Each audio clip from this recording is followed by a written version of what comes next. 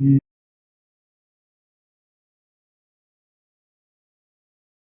Greetings and heartfelt blessings to each and every one of you,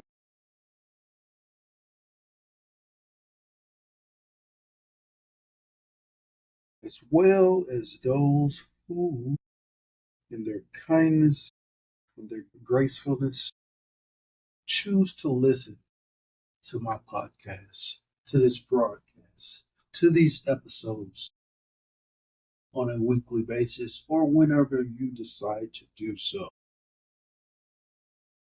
Whenever you do, I sincerely hope that you are thriving no matter the moment you find yourself in.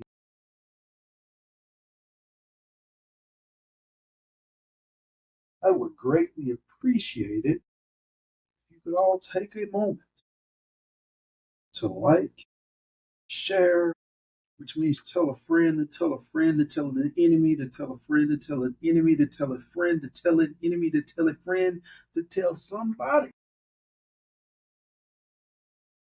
to subscribe, support my podcast on all formats. I'm genuinely thankful for your support, thankful for your continual engagement. Now, today, I know I always say this, but I really got a special episode of Hell I Don't Know. First, actually, I'm going to prolong the quote until after because I want you all to get ready for a thrilling ride today. Because I'm talking about the intricate, the impactful, and one would even say the fascinating history of the gentleman and the Salem witch trial. This reflection is particularly timely as it coincides with the anniversary of words uttered by a dying man. Those words created something in 1692. It's commonly observed September 6th. So that means it would have been 332 years ago. The Kush was uttered by Mr. It's also interesting because this week, the long awaited spinoff of WandaVision, Agatha All Along, came out. Agatha All Along is all about witches. I watched Agatha All Along. I particularly like what I saw so far. And also, this week, I finished off The Acolyte, the one that the Star Wars canceled. Inside of this Acolyte movie, which is before the Jedi and got the Jedi was just not building their footing, and this is before Darth Vader. It was a witch covenant. So I think I picked good timing when I chose to air or drop, record, let you all be witness, bear witness to this immaculate story about Salem witch trials. And I picked this a year ago, so I wasn't even knowing about everything that's going to happen this week. So let me tell you what I've researched. Back in January of 2024, which will be this year because this is still the year of 2024, I watched a documentary called Forbidden History. This episode was called The Curse of Salem. It was in this exact episode that I decided to do this episode. I immediately went to start researching different things. That's how it ended up on, and some other interesting facts that you're going to find out later in this episode. I have always been interested in history, and this is part of it. And I know, like a lot of you, history is intriguing. It was in the woods of Salem, Massachusetts. There's a summit called Gallows Hill, where the darkest days of the town's history occurred. It was here where nearly 20 people lost their lives by execution after being accused of witchcraft during the infamous Salem witch hunts of 1692 and 1693. One of the accused was a 22-year-old woman named Elizabeth Johnson Jr. You read that right. You heard that right.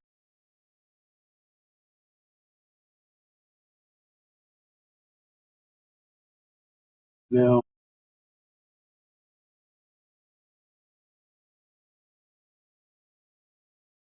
what's interesting about this is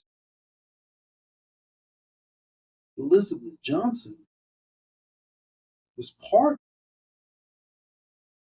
from execution, but not cleared of charges until the year 2022.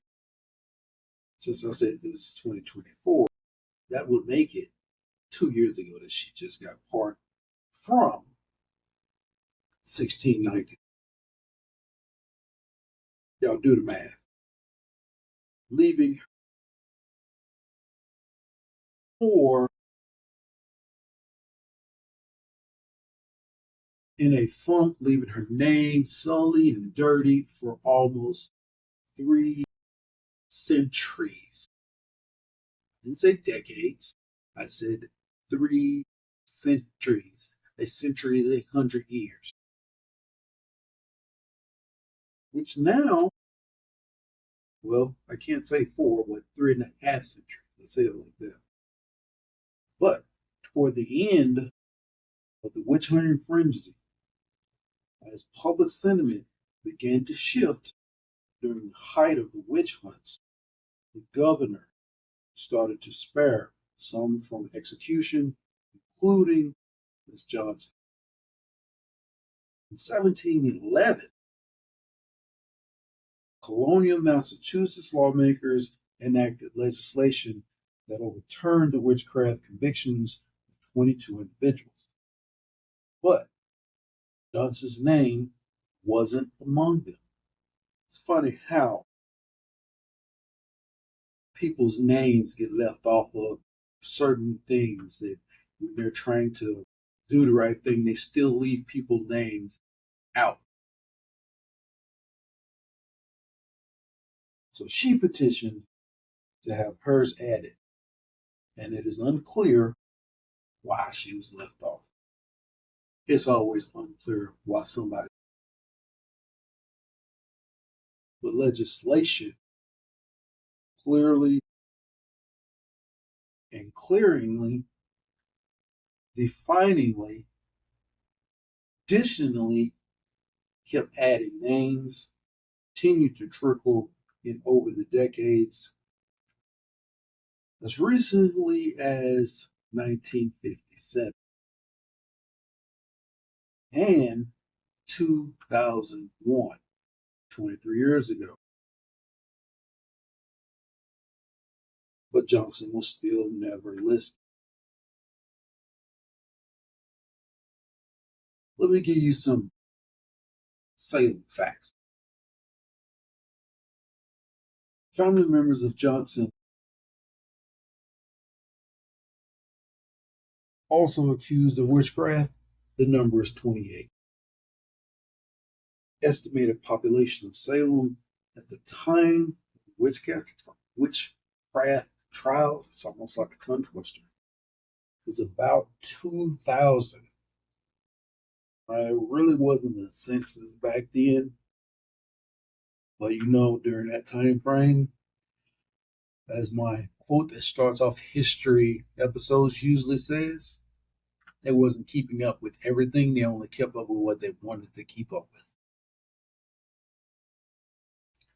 The number of residents accused of witchcraft, 200. So if it's 2,000 people in the town, and 200 of them get accused of witchcraft, dude, man. Maximum estimate of accused witches executed in Europe by the 17th century is almost 500,000 plus. That's 500,000. Half of 1 million. It may not seem like a big number now, but at the time, 500,000 people.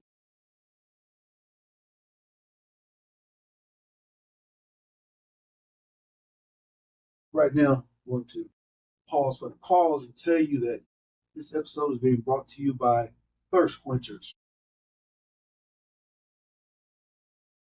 When your throat is getting dry, get your thirst quencher of some type of liquid to make sure you're able to continue going, especially when you're doing a talking episode. Thirst quencher. This one is a watermelon burst, and it just quenches my thirst. It was good. Let's get back to the show. As fear and paranoia permitted Europe, fear and paranoia went out through Europe and the American colonies. Various tests were devised in attempts to identify supposed what's the word I'm looking for? I'll just go ahead and say it. I'm not going to use a fancy word. People that was supposed to be called witches. So back in the day, all someone had to do is say, "That's a witch. That's a warlock," and they'd be burned at the stake. Now, regrettably, these tests were often grossly unfair and difficult to pass, leading to the wrongful conviction or execution of numerous innocents. Almost like taking a driver's test. I mean, I'm sober and I don't think I can do the alphabet backwards or stand on one leg and touch my nose. Test kind of like that. If you catch me at the wrong time of night, I may not be able to walk the yellow line straight either. That's because I'm sleeping. But during that time, there was one particular unusual method that seemed to be popular in England, which brings me to a fact. Did you know one of New England's controversial witch tests involved the baking of cake? It was considered the most famous way to deal and identify a witch at the time. As I just stated, it was indeed a witch's brew. I could pass it up. I could pass it up. Don't fault me. I didn't read it. But yeah, test baking, cake baking. I know y'all like cake. Man, that's easy. Let me tell you about what the cakes were made of. Now,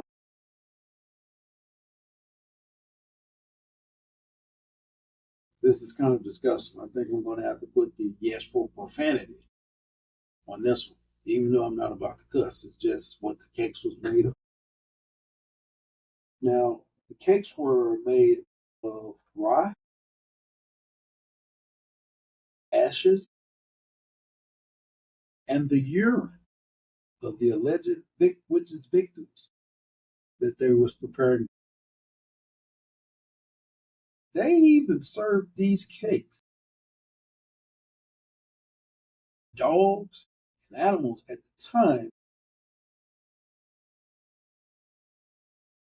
because they said they was often associated with the devil.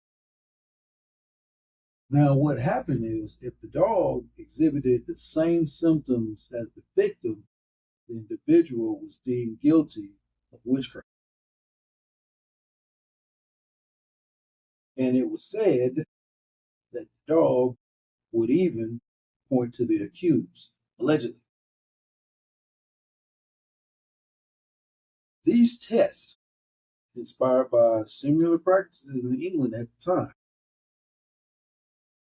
introduced by Salem resident Mary Sibley. This is from research. Research shows me. Now, Mary Sibley, who intended to assist her neighbors and the afflicted children, fortunately, the practices only seemed to raise more panic and ultimately leading to the conclusion that baking such a cake could itself be considered.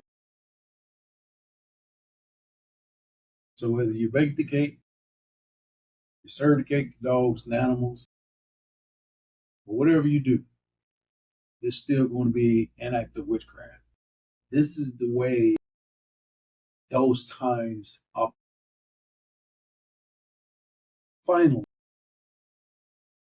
in 2021, students at North Andover Middle School, located near Salem, became aware of this injustice during their studies and encouraged their teachers to take action.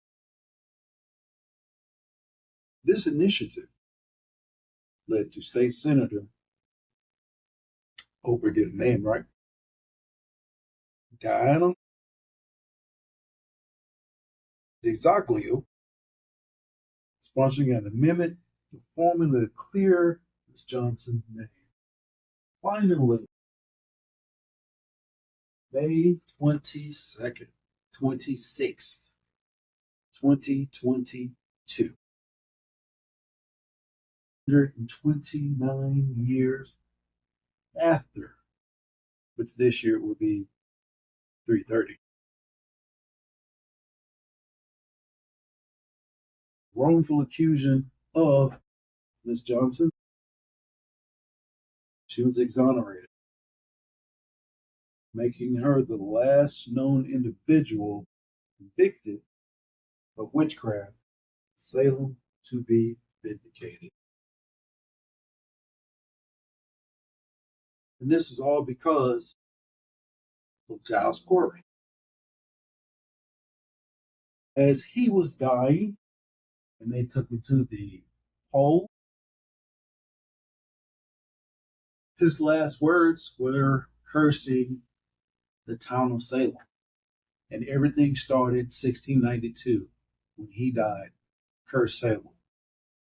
The report actually read was the curse of Giles Corey. And it was his dying words that they think everything started.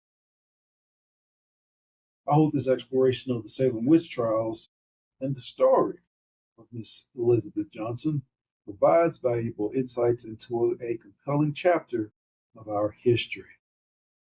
Now, let me do the quote. The reason they didn't want everyone to know how to read and write is because they didn't want the story to be told, which also makes it hard to be researched. That is a quote from yours truly, which is me, Teddyism. and it stands still through the test of time. There's been a long history of courageous people throughout the history of this world through conflicts, battles, and peace. I'm epically overjoyed to be able to do these shows and bring light to all men and women of all ethnic groups, cultures, races, and genders who fought for peace and had sacrificed to have it.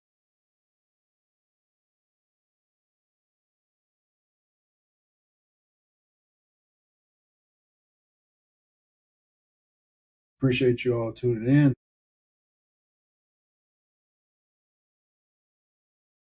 and I bless you all.